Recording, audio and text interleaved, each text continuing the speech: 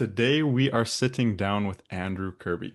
He's worked directly with the biggest Skool users in the world, like Alex Hormozy, Sam Ovens, Aidan LaBreche, maybe. He founded Synthesizer, the first ever free community on Skool, and he was the first outside investor in Skool. Now he's a community lead and has been in the trenches shaping the roadmap for where the platform's going next. By the end of this call, you'll have a clear step-by-step roadmap to help scale your Skool community with the new upcoming tiers feature and the model Andrew says is the most powerful if you want to earn $10,000 to $100,000 a month on Skool. Andrew, how's it going? It's good. I've just had some yellow dragon fruit, so I'm feeling pumped and fired up. Ooh, that's amazing. Yeah, I need some of that. I need some of that. But tell me about this new tiers feature. Everybody's been talking about it. It's kind of the rage right now. What is it? Put simply, in one Skool community, you'll be able to charge multiple different prices. At the moment, the most common model for people making money on Skool is free to paid. You got a free group, Hmm. it's the paid group.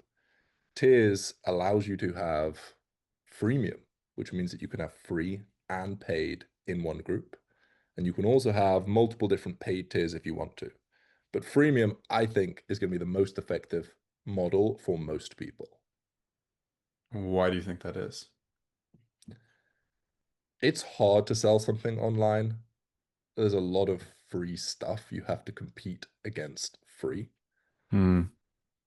So starting free is the best place for everyone to start because you can figure out what to sell. You basically need to figure out what the group's about, who's it for, what do you help people do. Free is the best way to figure that out. And then once you get a group of free people together, it's hard to not make money because they'll tell you what they want and you just have to give it to them. Hmm. Yeah, I remember you saying to me once, maybe like 6, 8 months ago. I think I wrote this down. It's like the person who gives the most always wins, and that should just be your goal, to give the most. How do you see that kind of playing in with the freemium, with the free group setup first? Yeah, well, the best way to predict whether someone is going to be worth paying money to is whether they've given you more than the price you're about to pay them for free. So someone's selling something for $200 and they've given you more than $200 of value for free. The likelihood that the thing that's costing $200 is going to be worth $200 is going to be so much higher. So the best way to figure out how you should spend your money is to figure out who's given you the most value for free. I've spent hundreds of thousands of dollars in online education, and there's almost zero investments that I regret because I've always used that principle. I've just waited until someone's given me so much value for free that I trust that it's going to be worth spending money on them. So freemium allows you to do that. You bring people together for free. You overwhelm them with different things that you can do for them. You prove to them that you have a proof and you're great at what you do. And then they're more than happy to pay. The problem that I think most people make is that in order to make freemium work, you either need a huge audience or you need to sell at a price above $1,000. Because in order for you to go full time, say you need $5,000, $10,000, if you're charging $10 a month, $20 a month, you need a big audience in order for that to work. So the freemium model that I've seen work most effectively is when you sell them something that's $1,000 plus, which is normally coaching or services in the beginning. And that allows you to monetize effectively, even if you don't have a big audience. Yeah, I think that's important because most people think, I think a common misbelief people have is that, I don't want to charge high ticket. I don't want to charge more than, I don't want to charge $1,000 for something. I think the core belief rooted inside of that is I don't have something valuable enough to give for that price. I'm not worth charging that amount. And really, I think that's actually just a value problem, not a pricing problem. And if you just increase the value of what you're providing, then why wouldn't you charge more for it? Because at the end of the day, it's like a math question. If you're starting out, especially if you're starting out, you don't have a big audience. We're not all Andrew Kirby with 600,000 subs on YouTube. We don't have that many people to sell to. That means if we have a goal of reaching 10,000, 100,000, whatever the number is in your mind that you think will kind of give you freedom, you're going to need massive amounts of traffic to do this. I know because I've actually made that mistake as well. That was my first Skool community. It was a low ticket MRR Skool community. And when you do the math, you can just serve way more people, provide way more value, have a bigger impact if you just charge more money. Yeah. Yeah. I mean, there are people doing well with low ticket works. If you're happy with $1,000, $2,000, it's very, very doable. But the thing that I've seen be most effective for most people is when you increase the prices, because then you can make so much more money per eyeball. And most people's constraint is the amount of eyeballs that they have. Most people are not constrained with the amount of time they have delivering to their customers. So if that's true, if your bottleneck, your constraint is on the demand side, attracting, not the supply side, delivering, then of course it makes sense to make your offer more attractive, do things that take more of your time in order to sell people in, and then worry about the delivery side of things later once you've solved it. Because if it's not your main bottleneck, you should ignore it, solve the main bottleneck, then get on to the next bottleneck next. Hmm. The other huge thing that I see people doing is that they think that they can't do the freemium model until the tiers feature is released. So we're on October 6th at the moment. The tiers feature will be coming shortly. At the moment, it's not released, but you still can do the freemium model without the tiers feature being released. And you've been doing it. A lot of people have been doing it. It's very possible to do it before the feature's released because Skool already has the feature where if you have a course inside of the classroom, you can use that to unlock calls. So if I share my screen, you go inside of a classroom, you can edit course, and you can make this the thing that people use to pay, right? So you have a course, you buy now, you set your price here. Then what you do is inside of the course, if you're doing one-on-one delivery, you have your Calendly link for people to book a call with you inside of the course. So you still can do the freemium model if you're doing one-on-one coaching through like this.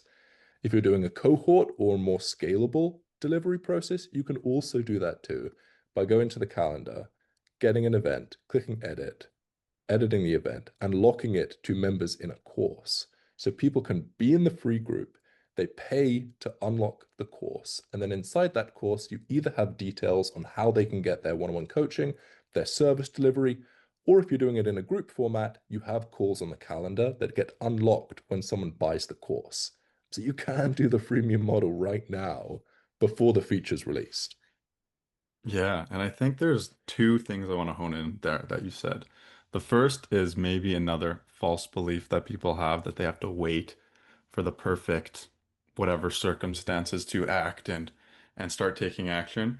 And the second is the idea of finding your biggest constraint and then taking action to solve it and solving that problem. Have that like solving problem identity, which is the core reason you founded Synthesizer in the first place, solve problem, share solutions.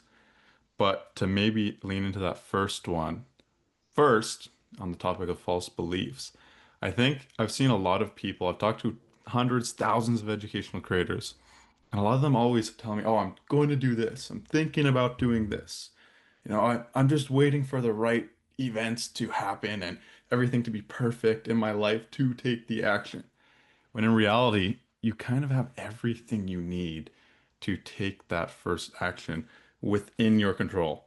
It's all within your control. And the people ahead of you, they're the ones who are taking action, regardless of their situation. What do you think about that? Yeah, everything you need to succeed can be found on the internet. There is no excuse anymore. The internet has completely removed all excuses for things that you need before you needed access. Like, I have a friend who's trying to make a movie in Hollywood. He's trying to make a horror movie. And half of the game is like you need to connect with the right person who can put you through into the next opportunity.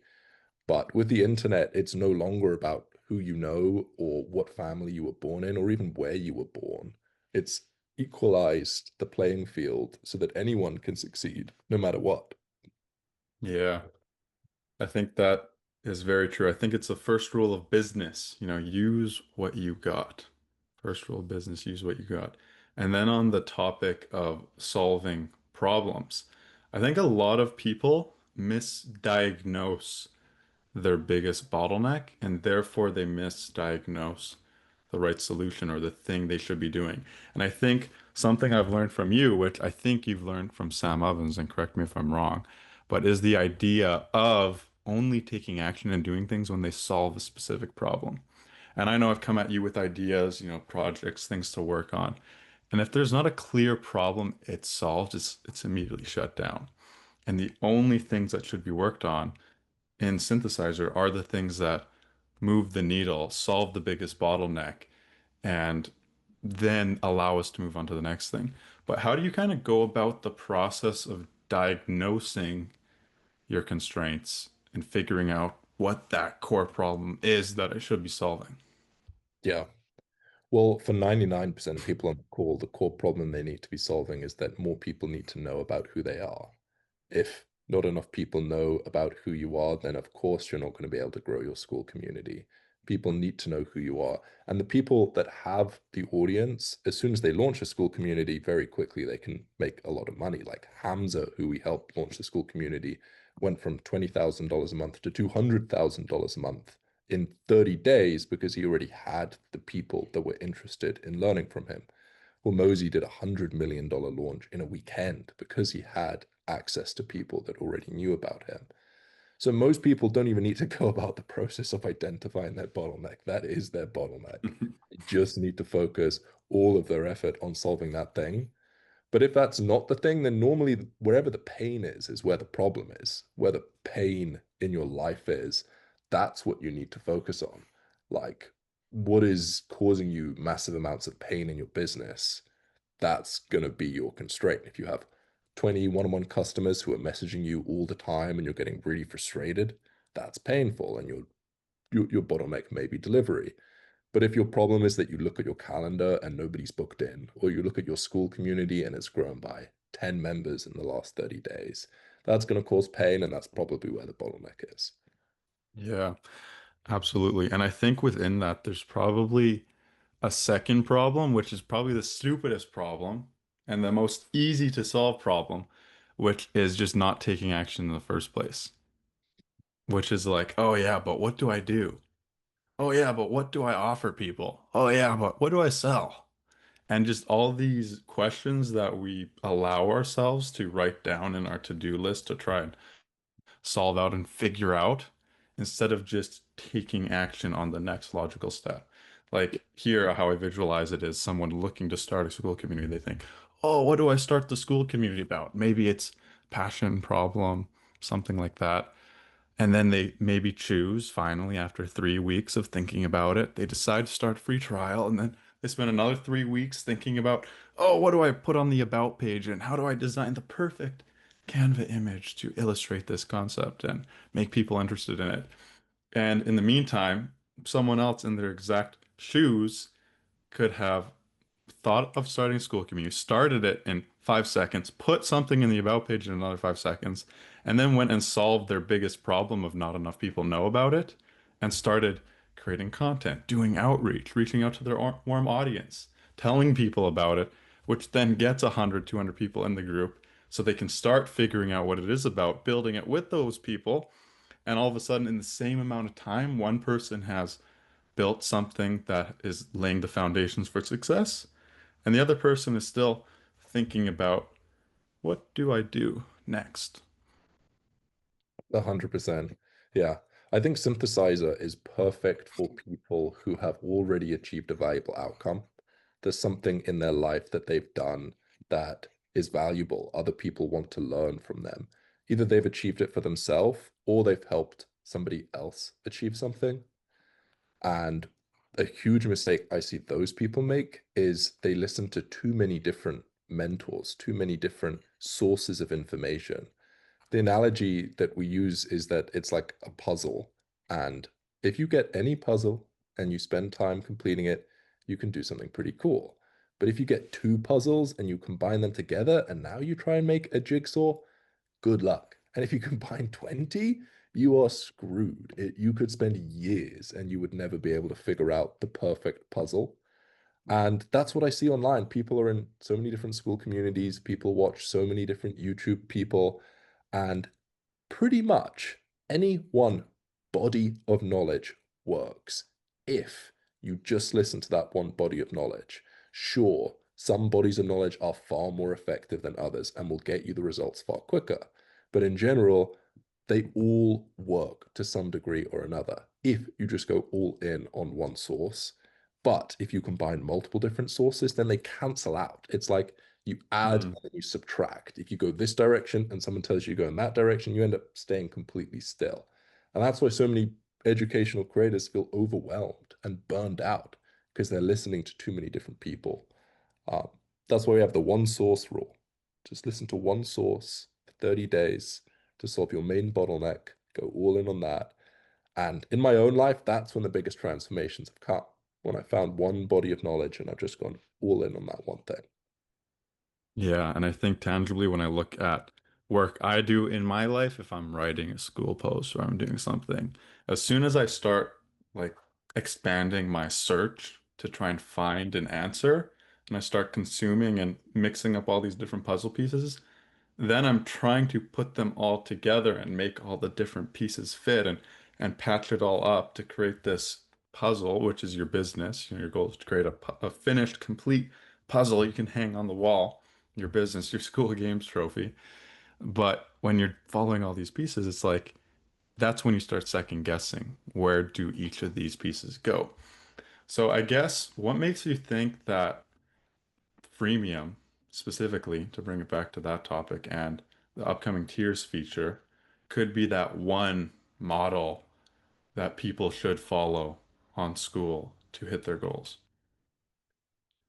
I think it's perfect for so many different people because you need a place to be able to reach your members. You need a place to be able to contact the people who are interested in being contacted. Previously, that was an email list. That was the main thing that people used. But Skool's open rates are so much higher than a normal email list.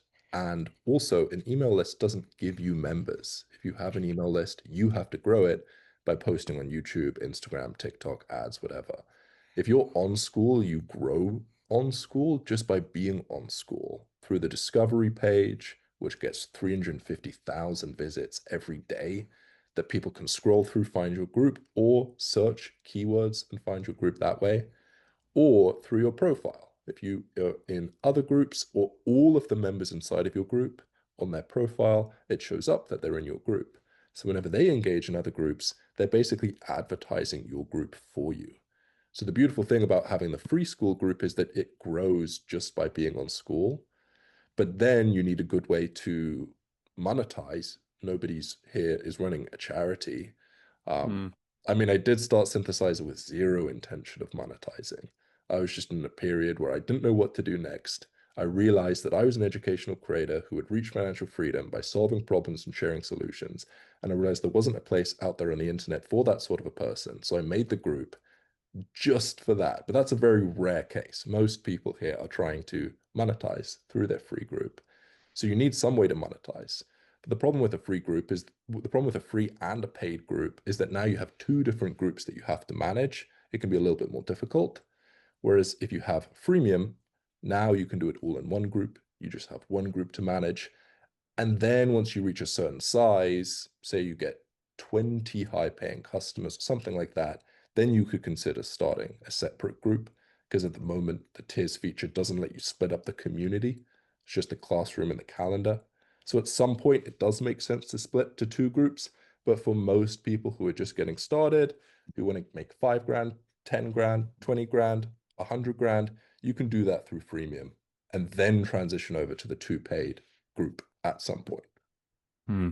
Yeah, one of the reasons I love this freemium model with tiers is because it kind of sets you up to solve all of your problems in business. And if we chunk business down to three pillars, you need to attract customers, the main problem everybody's facing. We all want more leads. We all want more people who want to give us money.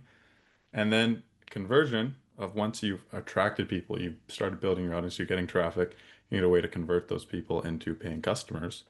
And then finally, you need a way to deliver results because if your business can't deliver results, it's not a real business. And we're here for income and impact, beautiful money. So you need to deliver results. And if those are the three core pillars of business that you have to fulfill in your business, no matter what level you're at, you can do all three of them with one freemium, one tiered Skool group because you have the attraction. Skool can feed you customers through discovery and search and networking. Then, if you want to boost that with your own content and YouTube and whatever, that'll boost it even more. Your group grows. As it grows more, it ranks higher, it grows faster, solving your bottleneck of attract. You're naturally going to be converting people from the free into the tiered of the paid because you're delivering value, you're building trust, you're building goodwill, you're showing you're good at what you do, like you mentioned earlier in the call. And it's a natural ascension. Not only that, everyone in the free group and the paid are in the same place. So the people who are loving the paid are going to talk about it in the free, which will boost it even more and convert more free to paid. And then you deliver results in the community as well. That's where you host your calls. That's where you provide customer support. That's where you build your program. It's like the only point in time in online business that I've seen at least where you can have a all-in-one solution on one platform. It's true. It's pretty crazy. And $9 a month is the cheapest price. So you can do all of that for $9 a month. It's pretty crazy. Um, and to double down on one of the things you mentioned, being good at what you do is like the heart of it all. Like I mentioned, Synthesizer is perfect for people that have achieved a valuable outcome. If you haven't yet achieved a valuable outcome, the best thing to do is to follow the roadmap inside a Synthesizer Free, which teaches you how to achieve a valuable outcome. But once you have achieved a valuable outcome, either for yourself or other people, that's when huge opportunities unlock. And you basically need to do whatever you can do to get to that point. And if you are at that point, you have huge, huge, huge, huge, huge potential for impact and income. Because basically, all you do is once you've achieved a valuable outcome, the process that you used to achieve that outcome is your product. That's the thing that you scale infinitely. And as soon as you have a process that helps a group of people achieve a specific outcome, that's how value is created as educational creators. It's that process that you sell. It's that process that adds value. And when you scale it to dozens, hundreds, thousands of people, that's where you really, really, really impact the world. Because you take what took you 10 years to achieve and you teach it so that other people can accomplish it in 10 weeks. You've just compressed the transformation process down. That's the process of synthesizing. Mm, yeah, I think that's incredibly elegant. And I think that answers another question of like, you know, oh, but value, how can I provide value? What is value to someone? How can I charge something that's valuable to someone? The first place to look is in your own life, at your backstory, at what results you've achieved for yourself. Because then you also solve for the problem of proof. You've done it. You also solve for the problem of delivery. How do I help somebody else do it? And that's kind of how you create that first product. And that answers the question of what should my community be about? And it should be about helping a specific person who was preferably the past version of yourself solve the problem that the past version of yourself faced to reach the desired situation that you are at now. It's like the perfect gap between where you were, where you are now, and then the bridge, which is your community to get from one to the other. But I think that leads to another question I've seen a lot of people asking, which is like, how much do I give for free then? If I'm doing freemium, I want to give for free to make the free group good and make it great. But if I give everything, no one's going to want to buy my paid thing. How do you answer that? The person that's done the biggest launch recently is Wamosi, and he gave a lot for free. So it's a complete fallacy. I don't even like, I feel like that's enough of an explanation. You don't even need, there's so many times like you can come up with, like the principle of reciprocity or all of these things. Just look in real life and see that the people that give the most get the most. There's nothing more of an explanation that needs. The people that are the most selfless end up getting the most selfishly. So just give as much as you possibly can. And then when you give something away, you're forced to level up. You're forced to find more things to give for free, um, to give for paid. So, I mean, generally, if you're just starting out, you can put a lot of focus on. It depends on your runway. If you are planning on, if you have a lot of time, you can give for free for a while. That being said, the mistake that most people make is they wait too long in order to monetize. I think that it's a really dangerous trap to just focus on free, free, free, free, free. What ends up happening is that you end up building the wrong audience. If you just Mm, focus on free without thinking about paid, you end up attracting the wrong sort of people who aren't yeah. perfect for your paid thing later. So I would create your paid offer, know who your ideal customer is, and then you can focus on giving for free, making sure you're only trying to attract that kind of a person. Yeah, I think I would almost say you should monetize from the start. It forces you to provide something valuable. I think giving for free is again an excuse people make. They're like, oh, but Hormozy says give for free, jab, jab, jab, right hook. How long should I give for free? I'm just going to give for free forever. But they're using that as an excuse to sell something. Like you're here to start a business. You should start selling something arguably immediately. And that is a problem to solve in itself if you don't have something valuable enough to charge for. So I think the speed at which you should monetize is important, which means like for people thinking of using the freemium and the t new tier coming out, maybe they're telling themselves, I'm going to wait to start tiers or when the tiers feature comes out, I'm going to wait to start selling something. And in their heads, they're thinking it's just going to be a magical pill that if they just turn on tiers, people are just going to start giving them money like magic. I just turn on tiers, my community members are going to start joining it, but I don't think that's the case. How should someone sell and ethically and make beautiful money in like a freemium model with tiers? Yeah, I definitely agree with what you're saying. I think it's like if you haven't achieved a viable outcome, work for free until you have achieved a viable outcome. If you have achieved a viable outcome, then start selling straight away. Mm, Uh, it's by far the best way to go about it. The way you do freemium ethically is that you make sure your customers are happy, and if they're not happy, you refund them. And that's it. You mm, do whatever you can to make sure that every interaction you have is positive sum, meaning you are happy and the customers are happy. And if that's not the case, you should change what you're doing so that everyone is happy. And that's how mm. humanity evolves through positive sum interactions. I do a deal with you, you're happy, I'm happy, progress has been created. If there's not that, then humanity stops progressing. So we definitely don't want to be doing that. As synthesizers, we focus on beautiful money. We make sure that the giver of the money is happy that they gave. So always put that as the number one priority above everything else. Yeah, and I think the a core answer here as well is never promise something you haven't achieved. Because as soon as you get into that territory, you're in the danger zone. You're in the red zone of promising something you probably can't ethically promise because you haven't proven you can fulfill it. And that's where the work for free argument comes in, where it's like, if you haven't achieved something that you can then therefore promise, then do the work to achieve that so then you can show people, hey, I've done this. I can help you with it. And funny enough, this is not theory. It's like how I started working with Andrew. I actually had a school group. We could call it like a freemium.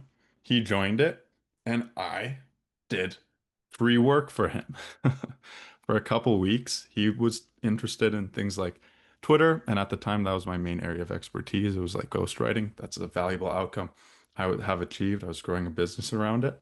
So I did free work for him. I did an analysis of his account. I wrote him free posts. I gave it to him, and that's what created that one spark created this conversation today, which is like a year and a half later. So I'd say it's definitely not theory either. 100%. I hate theory. I think it's a complete waste of time when people come up with these theoretical arguments like, oh, but what about this? Or is there not this theory or this concept that proves this thing? Just look at reality, what's happened, and talk about that. Talk about real world things. That's where the most value comes from. Like, what have you done? Talk about that. Don't talk about what people should do or the best concept for this or that, or try to sound smart. Just look at what you've done. Talk about that. Yeah, and if you haven't done anything, go do some shit. Get out there. Stop sitting on your butt. Go do some stuff worth talking about, It's very true. which could be, kicking off your school community. Now, launching the community. There's obviously people at different stages. Some people will already be making a lot of money on Skool, and they're thinking about how can I use this feature to kind of unlock more, do even better, scale. And there's some people who are thinking like, how do I just start?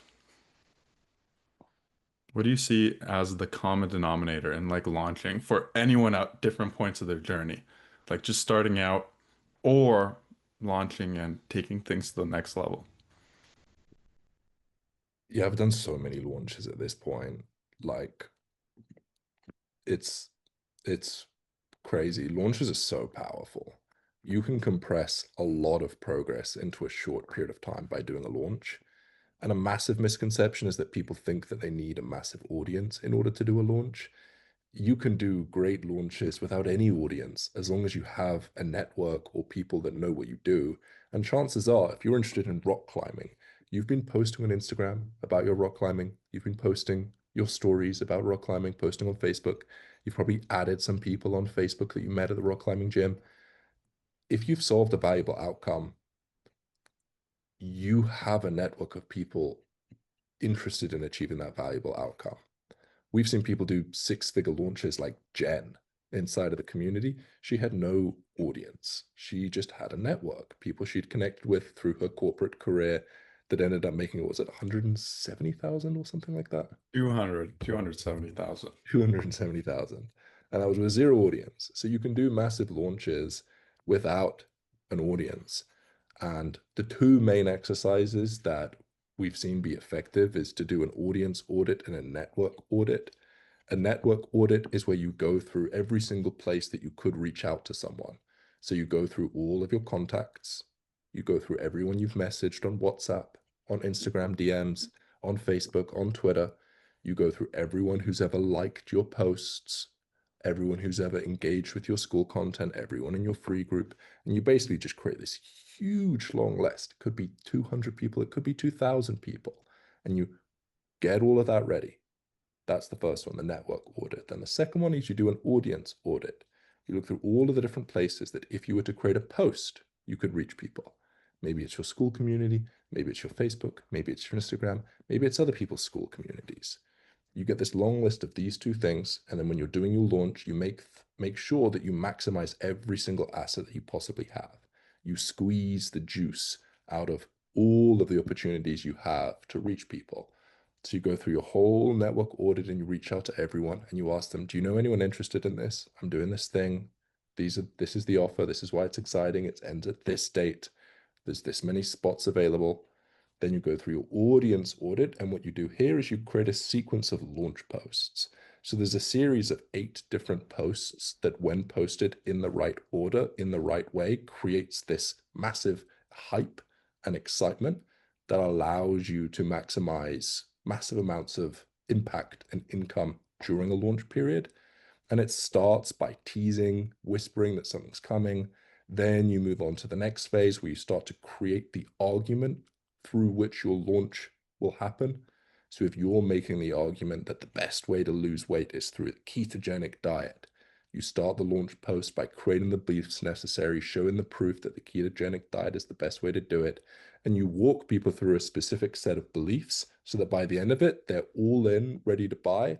And that's how the most successful launches happen. Yeah, and if you guys want to see this in action, go this if you're watching this, you're probably or in Synthesizer or thinking about joining, but go into Synthesizer, click on my profile, filter by posts, and scroll back and read some of my posts. You're gonna see it in action. It's not theory. And I think what's funny here is that at different parts of our journey, we tell ourselves different things. And what I mean by that is I've had the privilege of working with a lot of different educational creators, you know? I've had the privilege of working with someone who's had a 1 million pound per year opportunity that they've created as a basis of it. I've had people who've just gotten their first clients ever, which is huge breakthrough. Some 10,000 a month, $100,000 a month launches. And across all these launches, we often tell ourselves that, oh, it's different depending on our journey. Someone who's just starting out has to do things differently than someone who's scaling to 100K a month and beyond. I'm sure some of the problems do scale, like delivery becomes more of a bottleneck. You have to have better systems.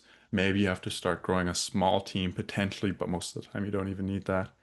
But the core actions that you just mentioned of opportunity audit, network audit, outreach, posts, these things, it doesn't matter.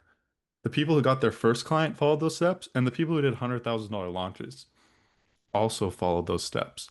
So the core denominator is taking the actions. It's not the theory. It's not, oh, I'm at a different stage of my journey than somebody else. I can't do it. It's actually remarkably simple.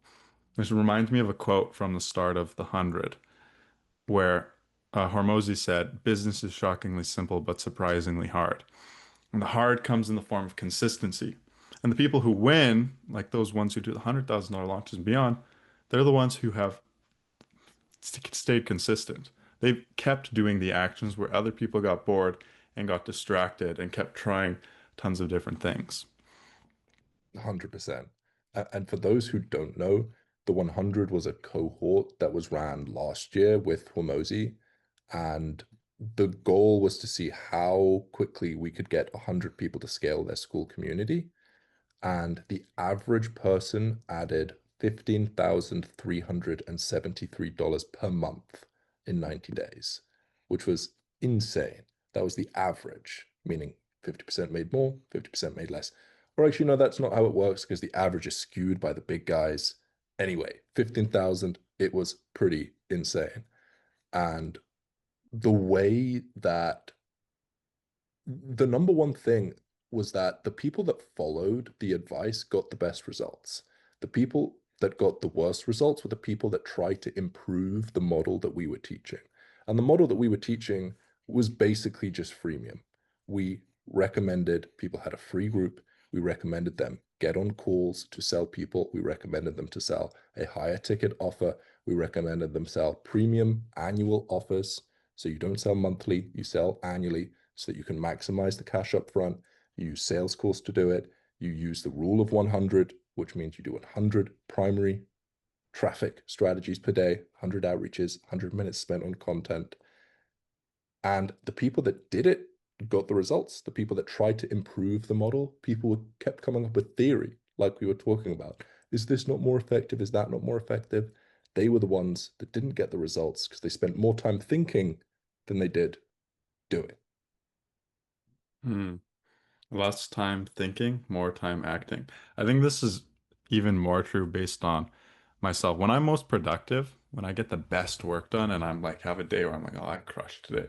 Today was a great day.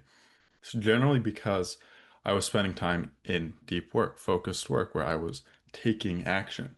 And those days where I have actions to take, but I spend time thinking about what is the best way to do this? What is the best way to structure this post? How should I build this training? How should I help this person? How should I improve this? And I'm just thinking about it. A whole day can go by where you're just thinking and you're just trying to work through things. And maybe you worked all day, but at the end of the day, you technically made little to no progress. And I think there's a balance here in terms of thinking and acting because one, you need to take the actions. That's the core denominator of it all. But then the prioritization of what actions to take, I think, is where the thinking is important. It's not in how to take the actions because that is solved by taking the action. By starting to write your launch post, you're going to solve the problem of how do I write this launch post because you're going to force yourself to write something. I think the real place where you should spend some time is diagnosing the constraint and finding the thing you should be working on instead of thinking about how should I be doing this thing you know you need to be working on. Yeah, it's one of the reasons why I've always had a mentor. And the biggest changes in my life have been when I found a great mentor. The most obvious example is when I found Sam and I joined his program. Um, I had a small audience on YouTube. I was struggling to monetize. Then I found his program. I spent a lot of money on it. It was $5,800 at the time, and it taught me how to monetize. And I went from $3,000 a month to $30,000 a month pretty much instantly. And then that exact same program took me up to $100,000 a month with that business, which I then reinvested in his mastermind, which was 36 grand, which helped me scale even further. And the reason that it was so useful wasn't because he told me what to do, it was more what he told me what not to do. I no Mm. longer had to think, should I do this thing? Should I do that thing? No, I just do what Sam told me to do. He had a very clear model that he outlined, which was the basis through which the freemium model that we now teach is based on. And it allowed me to stop questioning what I should be doing and only execute on what I saw was the most effective model. And that allowed me to make such a crazy amount of progress in such a short period of time because I no longer was overthinking or overwhelmed or feeling burned out or questioning what I should do. I was just like, okay, do the model, follow the roadmap. And the results were insane. Yeah, the roadmap to 100K a month and beyond is literally proven. It's out there. It hasn't changed. But then the features of that have improved, like school tiers. Now it's easier to do that. It's actually easier to implement the same model that worked for you, which I find pretty cool. It's a great quote. Like, scaling as an educational creator to 100 grand, honestly, even beyond that, is a proven problem. People have solved it, and the path is documented. There are programs that clearly document the exact steps you need to take. You know, you don't need to solve any new problems to get there. We're not talking about creating some new AI where you're having to break through with some massive innovation. We're talking about getting to 30 grand a month. It's proven. It's a solved problem. All you need to do is execute on the steps that the people ahead of you have laid out. You don't need to come up with a creative new strategy. You just need to follow the proven steps that have been outlined.